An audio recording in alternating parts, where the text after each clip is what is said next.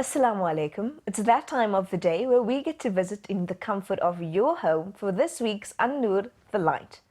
The South Coast Madrasa is an institution of learning that has contributed greatly to the Muslim community of KwaZulu-Natal. We thought it a great idea to showcase their story. The South Coast Madrasa School opened its doors in 1946. Even before that, its history involves individuals who were dedicated to uplifting the Muslim community and providing an educational structure that would service the South Coast for generations.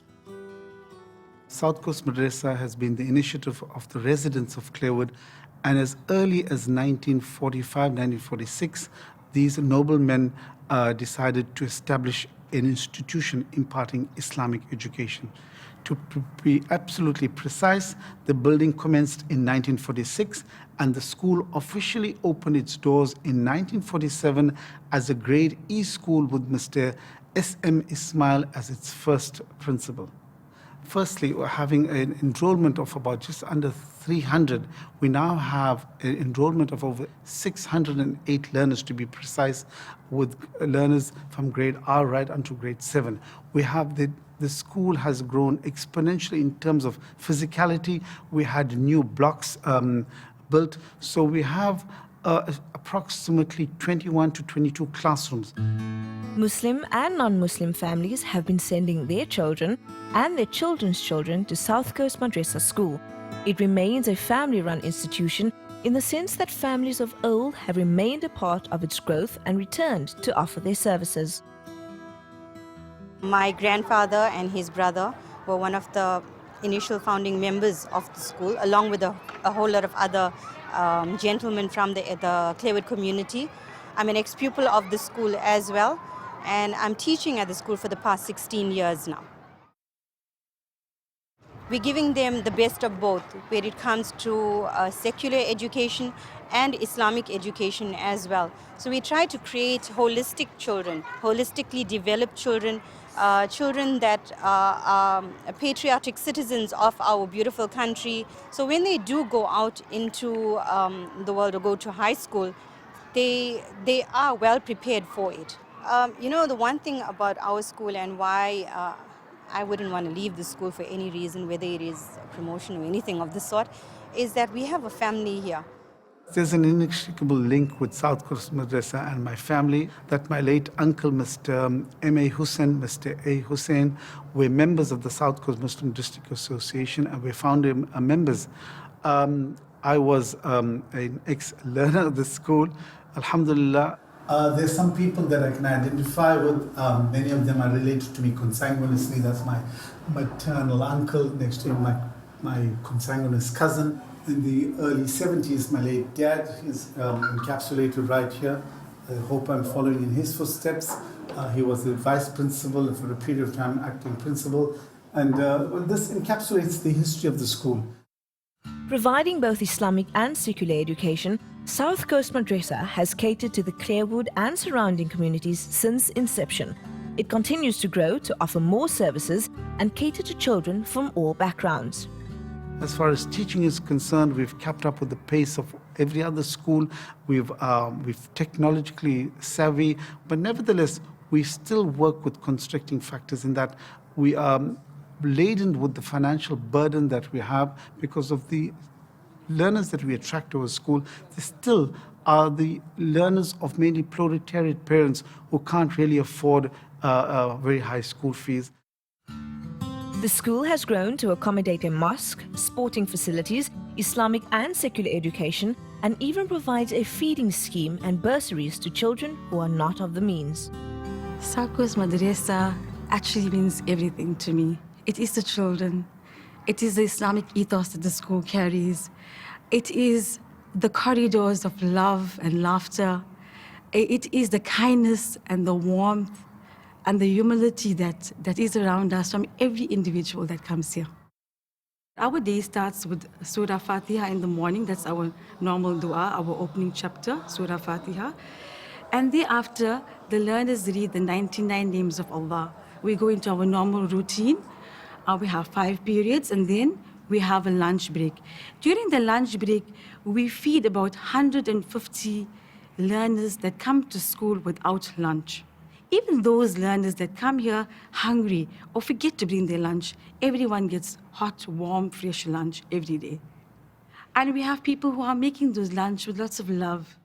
What I would like to leave as an individual and as an Amir, we hope that we instill in the learners good values, good morals. If we are able to leave that indelible impression of good akhlaq, of good character, and then we're building a tremendous nation, inshallah. One thing is certain, South Coast Madrasa School is a pure example of a community working together to educate the youth for a brighter tomorrow. Hats off to the school for giving young learners a good basis from which to build both a secular and religious education on. Street Style is up next.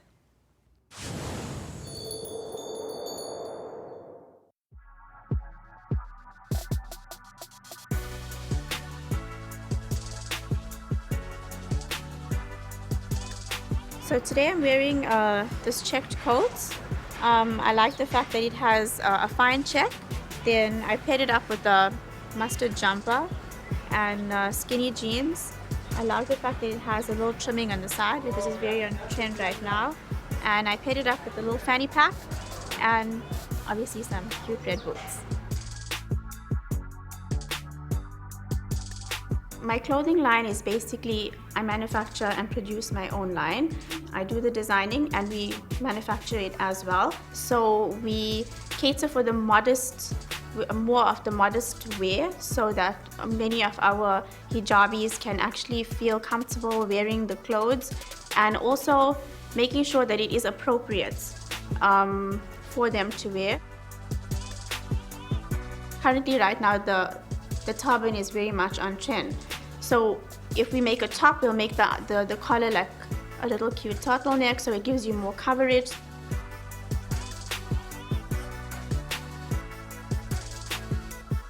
I actually had an eye for fashion from a very young age.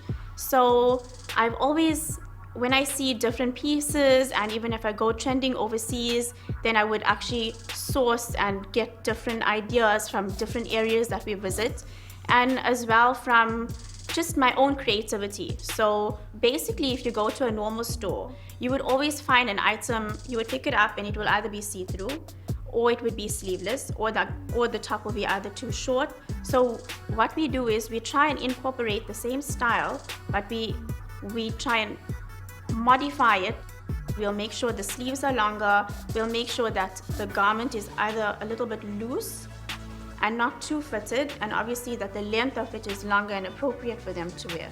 So we try and keep it simple, elegant, classy, and trendy at the same time. These ladies and gentlemen are great ambassadors for both Islam and Muslim fashion. I'm truly amazed by the creativity that goes into their daily lives. For the Lenasia community, the name Opa Fats means something, and we went to find out more.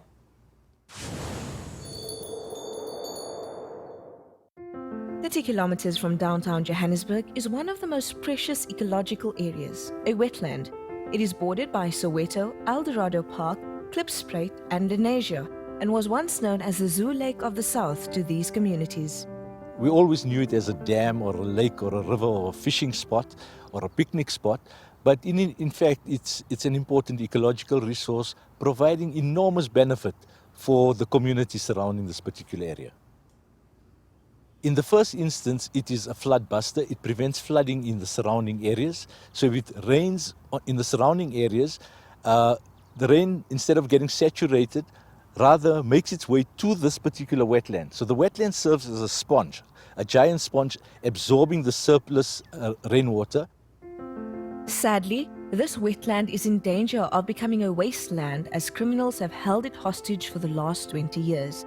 Illegal theft of eco-sensitive soil, dumping, illegal fishing with nets, hijacking of vehicles and even burning of electrical cables for extracting coppers have prevented the local community from enjoying this pristine eco-wonderland. Firstly, the illegal theft of soil, which impedes and affects the workings of this particular wetland. It has also been a place where people come and illegally dump and also perpetrate other crimes like the burning of copper cables, which are stolen copper cables, and they come and burn and wash it out in this particular area. Various organizations have been working hard to restore the area to what it once was. Projects such as these cost money, however, and the community have contributed where they can. The wetlands is such a critical project for Lens Going Green because, people are slowly becoming educated as to the importance of the wetlands. It's the finest filtration system for our water, and in Lenasia particularly, it's been neglected. It's become the hub for criminal activity, and if we don't desperately try and rescue it, it's going to leave such a negative legacy for generations to come. My involvement with the Lenasia Opa Fats wetlands started actually some time ago, 31 years ago. I live in that immediate area and vicinity. Also my role as a PR councillor in the city of Johannesburg.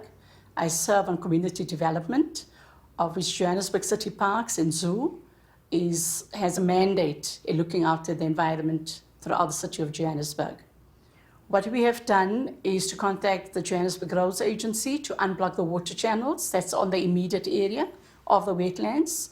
We're getting Joburg City Parks to clean up the area and to maintain the grass so that the area looks nice and presentable. So that too has been achieved. The history of this wetland is intrinsically linked to that of the community. It's known to most people as Opa Fats and was a place of good memories for all who came here. It's a pristine, beautiful area. It's a bird sanctuary of note. And sadly, the community have been kept away from this particular wetland for the last 20 years. Historically, dating back to about 15 to 20 years, that area was used by the community. There were lapas and thatches put up there, but I think due to lots of crime and things, that area just died a natural death. So our aim is primarily to reclaim, to revive, and to restore this particular wetland. That is our primary objective. Yunus is an eco-warrior who sees his work as an extension of his religion. He has been working tirelessly on the Save Opa Fats campaign, with the only reward being to see this ecological area restored. Naturally, I think as Muslims, we need to understand that we need to pay a bit more attention to our environment, especially it is our environment which sustains us and not us that sustains the environment. We understand even from our Nabi Sallallahu Alaihi Wasallam also placed enormous emphasis and loved, and the animals love the environment, and we cannot say it is farth, but it comes pretty close. It is what we call, the difference between ego and eco. Ego is where man is at the top and you create a pyramid and everything else falls underneath. No, eco on the other hand is a circle. And yes, man falls in there somewhere amongst plants, animals and nature. The Opa Fats wetland is an important component of the ecological system for the greater Johannesburg region. Saving it ensures future generations also benefit not only from its natural resources, but also as a place of rest and relaxation.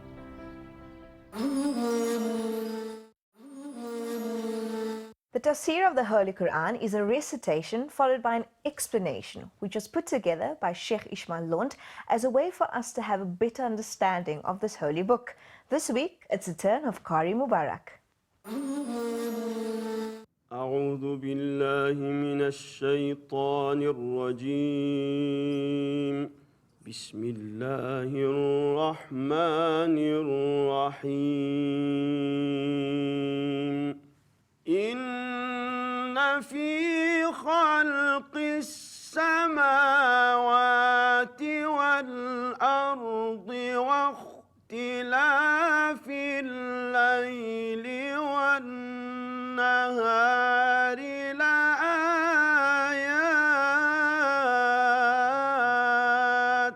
واختلاف الليل والنهار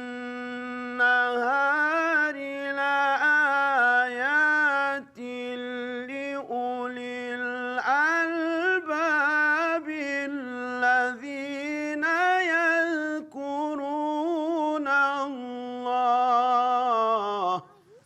الذين يذكرون الله قياما وقعودا وعلى جنوبهم ويتفكرون في خلق السماوات والأرض ربنا ما خلقت هذا باطلا سبحانك فقنا عذاب النار صدق الله العظيم.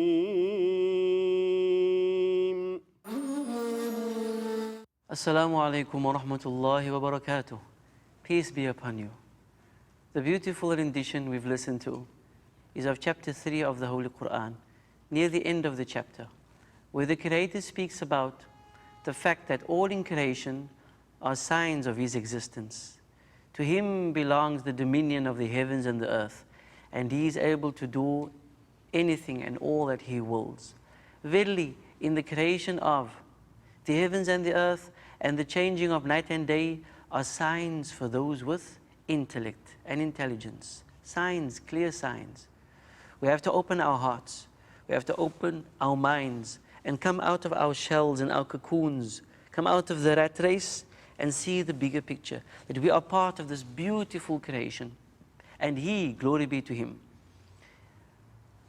with His divine grace and mercy, looks down upon us as well.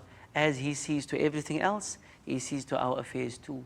The intelligent ones are identified in these verses, and He defines intelligence. The intelligent ones are those who remember Him.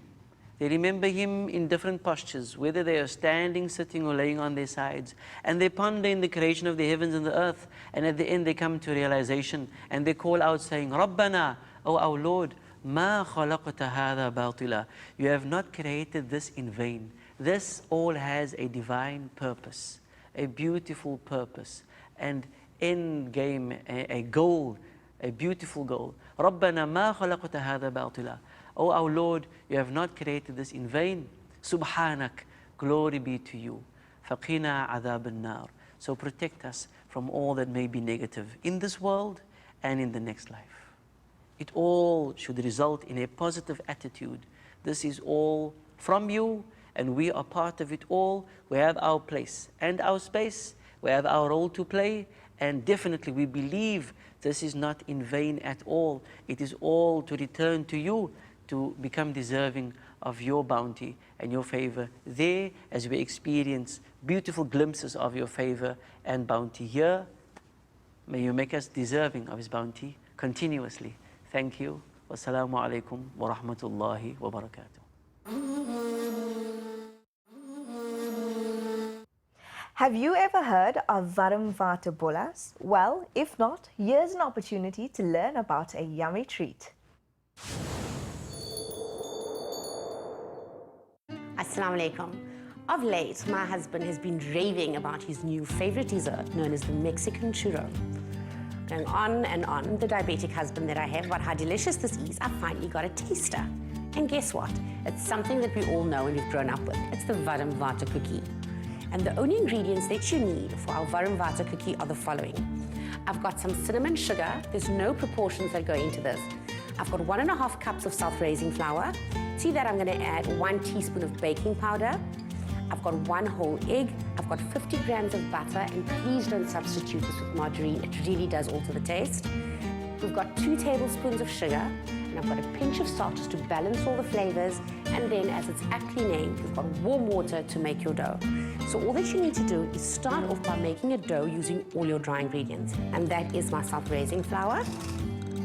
And I'm adding my baking powder, our 2 tablespoons of sugar, and literally just a pinch of salt. So I'm just going to take a fork, lightly mix this through, and then you're going to add your warm water. Suppose this reminds me of when you make an eclair and you cook down all of your dry ingredients before you add your butter and your egg.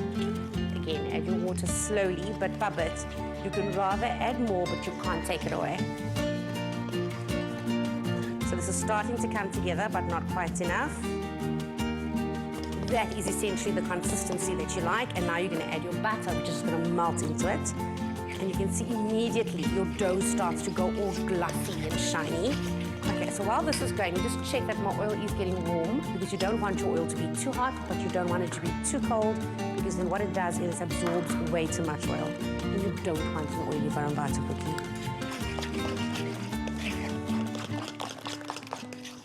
And I'm just going to give this a quick zap with my blender.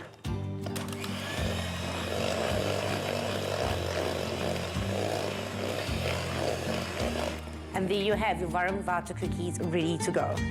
Okay, so my oil is just about ready. So what I'm going to do is just create some space so that I can work. There we go. So the first thing you need to do is oil your fork. So what I do, or at least what my mother's taught me to do, is the following. So you make stripes, using your fork again, almost roll it down like you would if you were going to be piping this. So I suppose another way to do this would be to just pipe it straight from a piping bag and get them going into your oil, which is the way the Mexicans do it, I suppose. And you'll see that they go in quite thin, but they puff up really nicely. What you're going to get is this nice crispy outer covering with a soft gooey inside.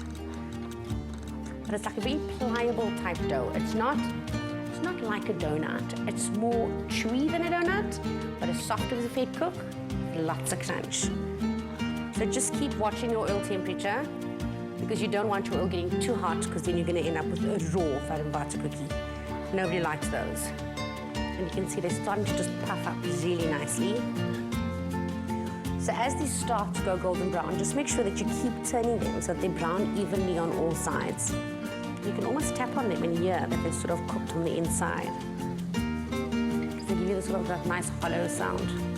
Okay, so my first batch is just about ready to come out. So what I'm going to do is get a colander that I've just lined with some tissue paper and a bowl. And this essentially would just be to mix the cinnamon sugar through. So I'm going to start by taking out the ones that are nice and lightly golden and give them a few seconds to drain. When you bite into these for the first time, I promise you'll remember me saying it's like a donut and a fed cook got married and had a baby. That's exactly what these are. Okay, so these have drained nicely. I'm going to set these in a bowl. Whoops. And give a generous sprinkling of cinnamon sugar. And make sure that they're all nicely coated. And these quick roll-in sugar with a cup of coffee or delicious chocolate chip on the side, I promise you, are divine. For me, it's going to be dipped in sugar with cinnamon. Crunchy on the outside, soft on the inside. My version of a churro. Delicious. Until next time, Assalamu alaikum.